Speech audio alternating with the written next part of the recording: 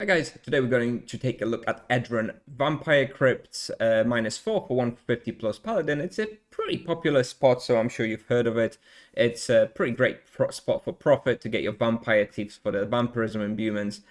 And yeah, it's pretty fun spot in general, pretty decent bestiaries. So let's take a look at the results. So for raw experience, I give it about 900k per hour. As you can see, I have a little bit lower experience in the screenshot, but that's because I was using avalanches instead of great fireballs when I was recording, which are much worse. But in general, you can maybe get somewhere around 900k raw, which is about 1.35 on 150. And I actually also got really unlucky with the profit here in this hunting video. As you can see, I only had 20k profit in 30 minutes, but this is highly unusual. You will normally get a lot more than this. I estimate at least 100k per hour on average, sometimes quite a bit more if you get lucky with some Boots of Haste and Vampire Shield drops. It should definitely cover your imbuements, even if you're fully imbued here with powerful imbuements. Moving on, difficulty is about 3 out of 10. It's not very difficult, however, on the very bottom -5 level, if you get surrounded by 8 vampires, vampire brides or viscounts, they can hit a lot, so maybe don't overdo it on that very last floor, but overall shouldn't be too difficult. And you'll need about 3 hours for all bestiaries, which is about 75 points.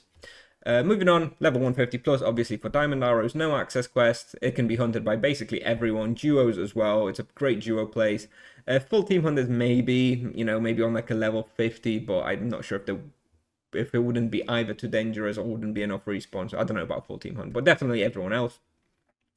I recommend all static imbuements, physical protection followed by skill gear. As you can see, we have 63% physical protection, physical damage, and 17% life drain damage. If you can get a bone fiddle, it's probably going to be pretty good. But like I said, it's a pretty easy place, so it shouldn't be too much of a problem anyway. With regards to supplies, you'll need about 200 great mana potions per hour. This is all assuming you're fully imbued, obviously. About 1200 diamond arrows and about 500 great fireball runes. As you can see, I have the avalanches in my supply analyzer. I can't remember why I got it wrong. I think maybe I was heading to the heroes, but it was taken, so I ended up going to the vampire crypts. I forgot to go back to depot and change the runes. Anyway, should be using great fireballs, definitely not avalanches. Okay, so ignore that.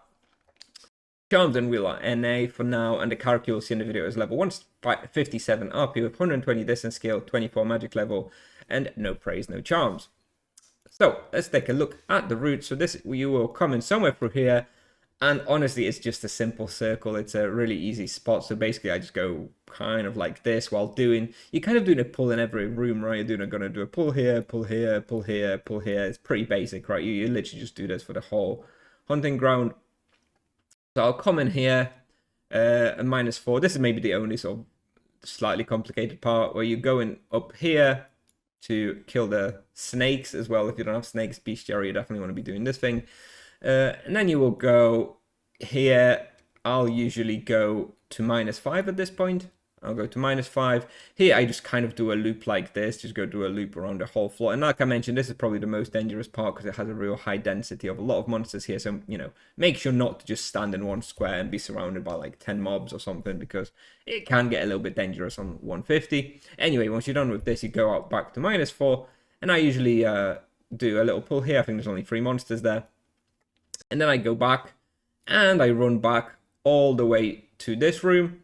I don't really bother going further to the right here. There's a couple of vampires you can pull out if you want. And restart. So yeah, it's pretty easy, pretty simple. Anyway, it's a super popular spot, so I'm sure most of you have seen it before. But anyway, yeah, it's pretty good for profit, pretty good for bestiary. Definitely a decent spot to check out, somewhere around level 150. I'll just do a quick shout out to all my YouTube members. Thank you very much, guys, for all your support. And after that, I will play you the video. So thanks for watching, and I'll see you in the next one. Bye-bye.